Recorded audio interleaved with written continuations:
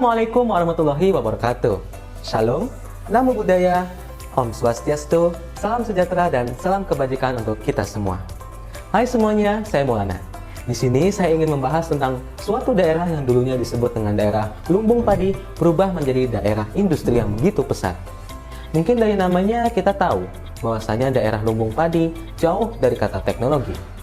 Namun ternyata ada loh daerah di Indonesia yang dulunya disebut sebagai daerah lumbung padi berubah menjadi daerah industri. Apakah ada yang tahu tentang nama daerah tersebut? Ya, daerah tersebut adalah Kabupaten Karawang. Kabupaten Karawang sudah menjadi daerah lumbung padi sejak zaman kolonialisme Belanda. Ingin tahu bagaimana kelanjutannya? Yuk, simak video berikut ini.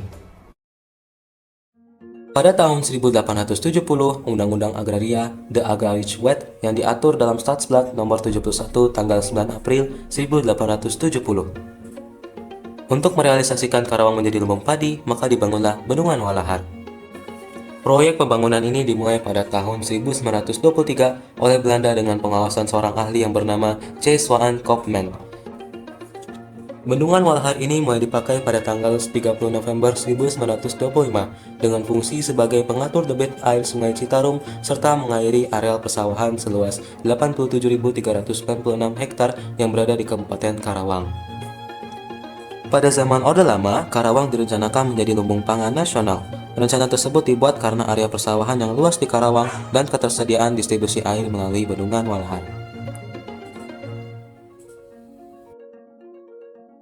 Dari pernyataan tersebut dapat disimpulkan bahwasanya Karawang dulu adalah daerah yang melimpah ruah akan padinya dan juga sangat sukses dalam menjadi petaninya. Itulah mengapa Karawang dulu disebut sebagai daerah lumbung padi karena rata-rata masyarakatnya adalah pekerja sebagai petani. Dan juga faktor pendukung lain yaitu Bendungan Walahar yang dimana membantu masyarakat Karawang untuk menyalurkan air melalui saluran irigasi serta dapat menyalurkannya kepada persawahan di seluruh Kabupaten Karawang.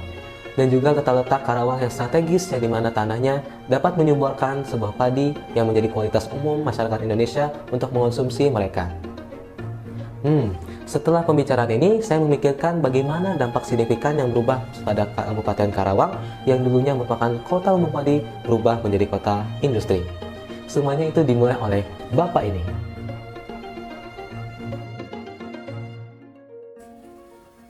Jumlah pabrik yang ada di Kabupaten Karawang sebanyak 1.762 pabrik.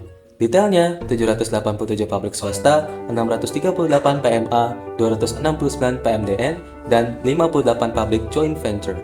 Lahan yang dikembangkan untuk industri di Kabupaten Karawang seluas 13.718 hektar atau 7,85% dari luas Kabupaten Karawang. Banyaknya investor yang menanamkan modal di Karawang disebabkan karena Kabupaten Karawang yang lokasinya strategis dekat dengan ibu kota. Selain itu, akses transportasi dari dan menuju Karawang banyak tersedia, mulai dari jalan tol, kereta, bus, commuter line, dan yang terbaru kereta cepat Jakarta-Bandung. Untuk akses udara dan laut juga mudah karena dekat dengan bandara dan pelabuhan. Akibat dari semua ini adalah sawah-sawah di Kabupaten Karawang mengalami penurunan yang sangat signifikan. Menurut data Dinas Pertanian Kabupaten Karawang, yaitu dalam kurun waktu 1989 hingga 2007, laju alih fungsi dari dalam pertanian menyentuh 135,6 hektar per tahunnya. Pada tahun 2000, hanya ada 2.497 hektar sawah di Kabupaten Karawang. Angka ini menurun drastis dibanding tahun 1981 yang mencapai 12.114 hektar. Makin berkurangnya sawah di Karawang membuat penduduk Karawang beralih profesi menjadi buruh pabrik, tukang ojek, kuli bangunan, dan pedagang kecil lainnya.